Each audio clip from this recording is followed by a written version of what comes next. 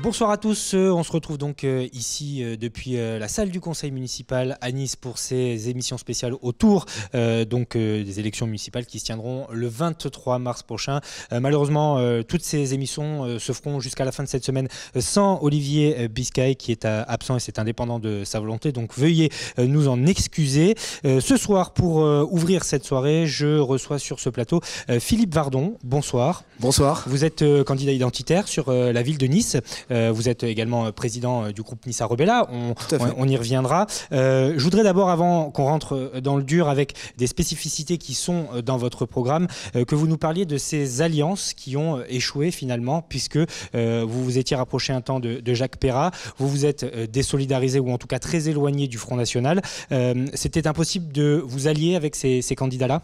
Écoutez, je suis le premier à regretter, mais on ne pourra pas en tout cas me le reprocher. Moi, effectivement, j'ai pensé que pour faire chanceler, si ce n'est tomber, Christian Estrosi, dont vous le savez, je suis un opposant farouche et déterminé, il fallait que l'union du camp patriotique dans son ensemble se fasse, ce qui comprenait évidemment les amis de Jacques Perrat, le Front National, Rassemblement Bleu Marine et les identitaires. J'ai été confronté du côté du FN à des logiques d'apparatchik, à des volontés concurrentielles avec des gens qui malheureusement, je dois bien le reconnaître, pensent davantage, je crois, à leur petite place, leur petite carrière qu'au bien de Nice.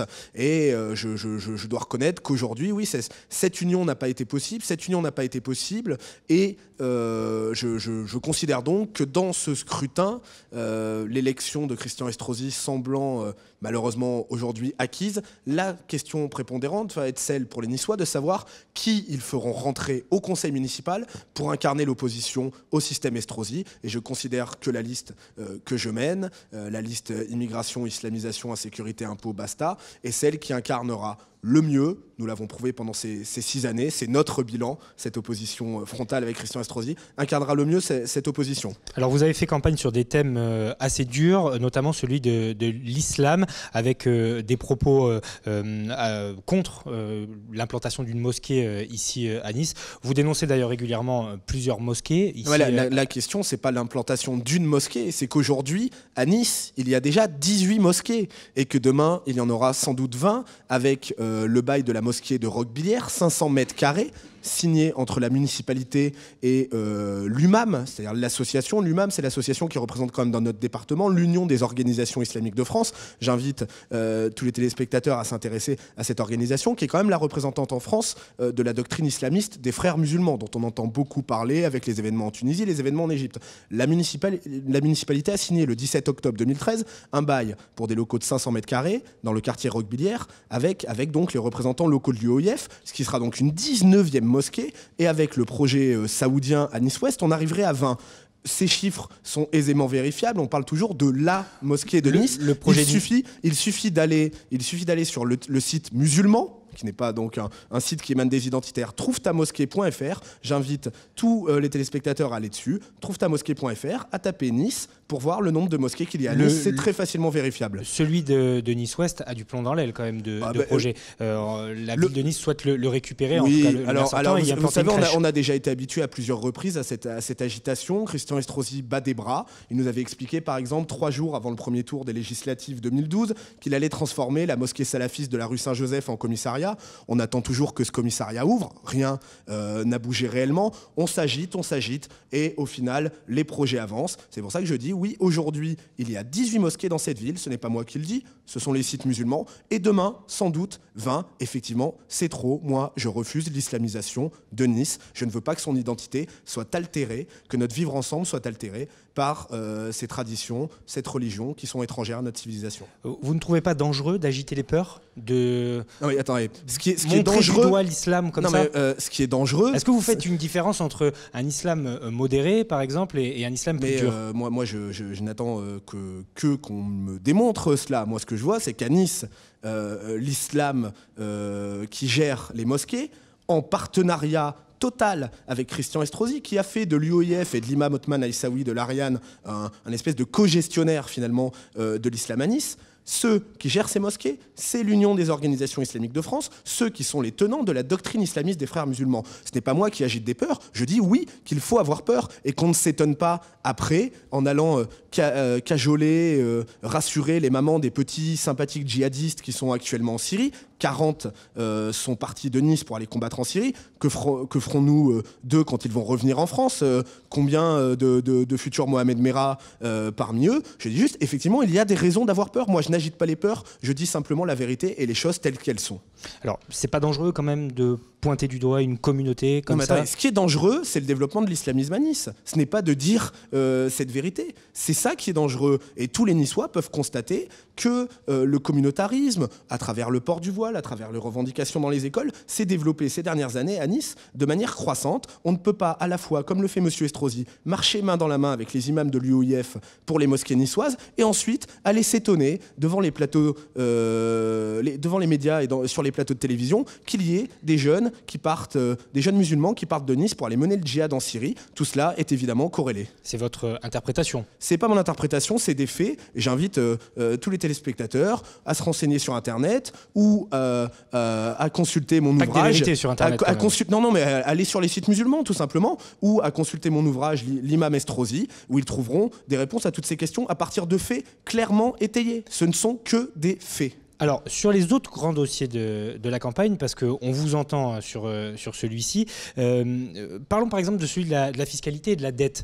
Aujourd'hui, beaucoup de candidats prétendent qu'il faut faire des économies. Aujourd'hui, comment prendrez-vous à bras-le-corps ce problème de la dette ici à Nice? Quelles économies, quelles mesures? Mon positionnement est assez particulier, si je peux juste faire un petit instant. Je ne vends pas, moi, aux Niçois, cette espèce de mensonge, cette espèce de jeu de théâtre auquel se livrent tous les autres candidats qui jouent un peu comme François Hollande nous a dit moi président, nous disent moi maire. Le maire, ce sera Christian Estrosi. Il faut donc non pas vendre des espèces de programmes comme on fait des plans sur la Lune, mais dire aux Niçois ce contre quoi on se battra dans l'opposition. Et moi je dis clairement que dans l'opposition, nous nous battrons contre la gabegie financière de cette ville. Les frais de communication, les frais de représentation, les frais de mission des élus ont explosé dans cette commune. Ils sont parmi les plus importants de France. Les frais de communication sont totalement surréalistes, avec une augmentation de près de 800% par rapport au mandat précédent. Il y a quand même des endroits où faire des économies. Dans le domaine des subventions aux associations, j'aimerais bien qu'on s'intéresse peut-être un peu plus aux associations qui défendent l'intérêt général ou le bien commun qu'aux associations qui nous permettent d'aller vers une certaine forme de clientélisme. Il y a des économies à faire. Et puis évidemment, il y a la situation financière de la commune et de la métropole est déjà en grande difficulté. Mais ce n'est pas ce métro avec son tracé enterré qui va nous amener jusqu'à... On va finir à 1 milliard d'euros. On va finir à 1 milliard d'euros. Et cela va plomber durement et durablement les finances de la commune. Moi, j'ai pas envie que ça soit mon fils qui a aujourd'hui 3 mois qui termine de payer ce métro. C'est un projet démentiel. Alors qu'est-ce qu'on fait à la place? Parce que les contrats sont signés, les travaux sont engagés. Oui, mais là, ça, c'est un peu facile. Monsieur Estrosi... C'est la réalité. Oui, mais enfin, excusez-moi, c'est un véritable hold-up d'aller signer tous les contrats à quelques semaines des échéances municipales pour ensuite faire le tour des médias en disant « Ah ben c'est trop tard, c'est fait ». C'est quand même scandaleux en matière démocratique. On nous sort des chiffres totalement surréalistes. Si on rompt le contrat, ça sera bientôt plus cher que de faire le tram. Non, il faut revenir à la réalité. Le bon sens dicte d'avoir un tram en surface avec un tracé qui reprenne le chemin des bus en site propre, de l'aéroport jusqu'à l'avenue Jean-Médecin, avec connexion à la première ligne. Il faut revenir quand même à un petit peu de sérénité dans cette histoire. Il faut arrêter ces espèces de projets fous. Je vous rappelle qu'on a déjà fait reculer quand même Christian Estrosi, qui voici, au début de son mandat, voulait nous faire le tramway sur la Prom. Là aussi, ça aura coûté très cher pour que finalement il recule. Il y a un moment où il faut peut-être, je dis ça, ça peut être intéressant, qu'il entende un petit peu la voix des Niçois. Alors, votre positionnement sur le quartier du Rail, par exemple, qui est un quartier que vous connaissez? Que je connais bien pour avoir beaucoup fréquenté et le stade, ces tribunes en particulier.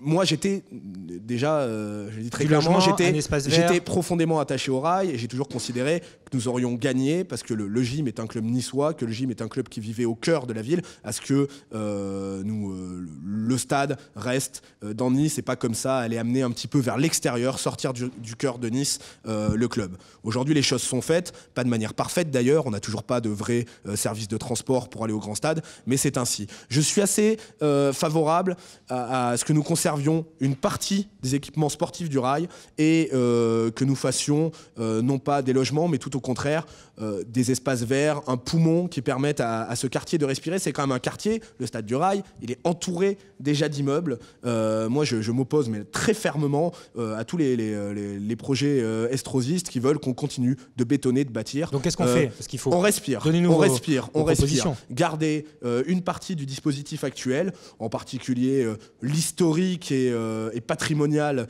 Tribune Populaire Sud, et ensuite créer un parc qui soit un poumon d'air pur, un poumon de verdure au cœur des quartiers nord de Nice. Le logement, problème essentiel sur la Côte d'Azur avec des tarifs qui s'envolent. Aujourd'hui, il y a un besoin de logement à Nice.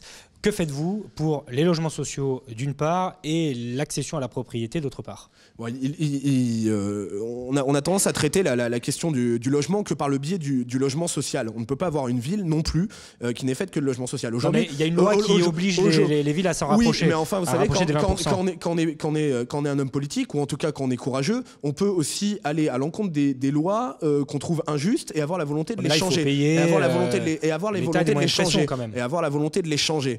Donc, il y a une autre question quand même qui est fondamentale qui se pose à Nice, c'est celle des logements inoccupés. Aujourd'hui, dans des quartiers entiers, dans des immeubles entiers, j'y suis confronté vraiment frontalement en ce moment parce que je fais beaucoup de porte-à-porte, on se rend compte qu'il y a des appartements inoccupés qui sont devenus des appartements comme ça de villégiature où des riches étrangers viennent passer 2-3 mois l'été quand il fait beau et ensuite laissent mourir ces appartements. Je pense que ça c'est un problème parce qu'on ne peut pas à la fois se plaindre d'une pénurie de logements quand il y a des logements qui finalement sont occupés 9 mois de l'année sur 12. Je pense que c'est un des sujets dont la municipalité devrait s'emparer pour empêcher effectivement que notre ville devienne de plus en plus une espèce de résidence de vacances et non plus un endroit où on vit. Donc je pense qu'il faudrait limiter déjà ce parc de résidences de villégiature dans la commune avec des quotas, puisqu'on nous impose des quotas de logements sociaux. On pourrait tout aussi bien imposer un quota maximum dans les constructions nouvelles d'appartements qui ne seraient pas occupés à l'année. Je préfère, moi, voir des familles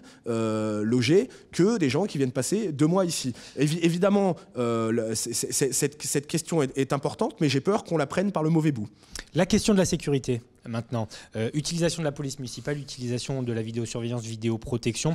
Votre position là-dessus et vos propositions. Mais cette question de la sécurité, c'est l'échec majeur du mandat de Christian Estrosi. Christian Estrosi a été élu en nous expliquant qu'il allait faire de Nice la vitrine de la sécurité. Aujourd'hui, Nice, c'est la vitrine de l'insécurité. Régulièrement dans les classements, nous nous plaçons juste un petit pas derrière Marseille, parmi les grandes villes les plus criminelles. L'insécurité, c'est une préoccupation majeure pour tous les Niçois et c'est le grand échec de la politique estrosiste. On a une police municipale qui est effectivement importante en effectif. Je considère, moi, qu'on doit demander à cette police municipale de faire la chasse à la racaille plutôt qu'aux automobilistes, parce qu'il ne s'agit pas uniquement d'avoir des effectifs, il s'agit de savoir ce qu'on leur demande de faire. Je pense qu'il faut que cette police municipale soit redéployée dans les quartiers. Moi, je suis partisan d'une police qui patrouille à pied, d'une police que l'on voit, de l'ouverture de postes de police de quartier avec une logique d'îlotage. Quand je parle de police de proximité et d'îlotage, ça ne signifie pas évidemment aller jouer au foot avec les délinquants, mais au contraire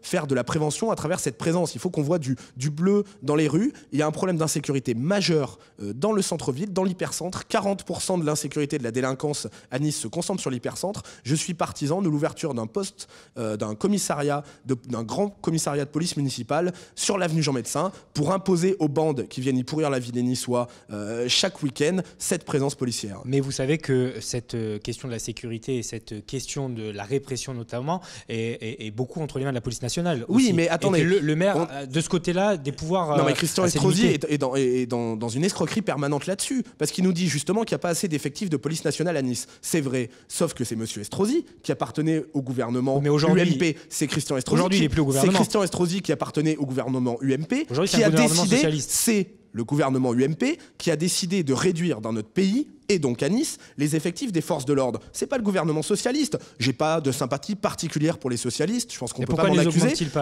Mais ils sont en train de les augmenter. Je veux dire, on va pas reprendre tous les mensonges de Monsieur Estrosi quand même, s'il vous plaît.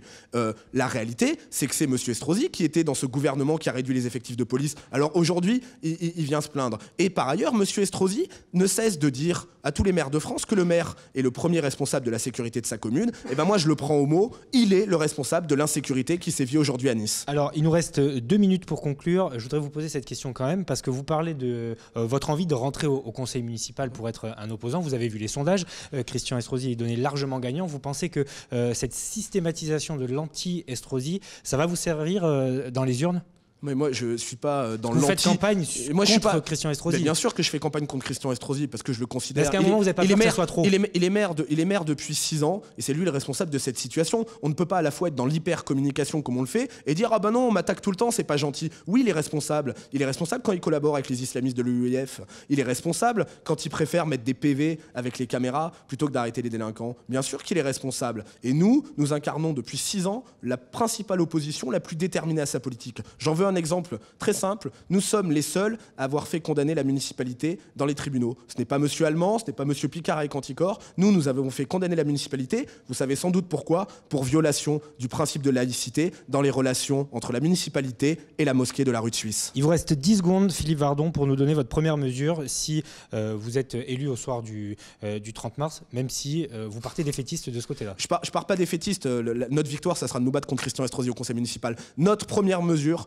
sera de faire cesser immédiatement toutes les relations de la municipalité avec les islamistes de l'UEF, tout partenariat. On ne discute pas avec ces gens-là. Merci beaucoup, Philippe Vardon. Je vous remercie.